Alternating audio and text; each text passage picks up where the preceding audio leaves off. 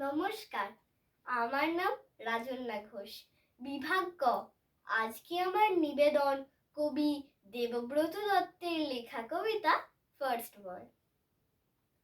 খবর শুনে হেডমাস্টার এলেন পিছু পিছু। নিতাই, তুমি ফার্স্ট হয়েছো, হয়নি তো ভুল কিছু।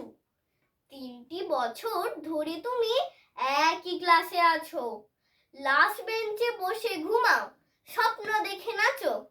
এবার দেখি সকলকে লাগিয়ে দিলে তাক। একেই বলে অধ্যবসায়, একেই বলে লাভ। ছেলেরা সব শিক্ষা নাও, একটা কথা শোনো, ইচ্ছে থাকলে সবই হয়, সন্দেহ নেই কোনো। বছর শেষে পুরস্কার বিতরণের দিনে হেডমাস্টার পরিয়ে দিলেন ফুলের মালা কিনে। ফার্স্ট বয়সী নিতাই ঘোষাল ফিচিক ফিচিক হাসে।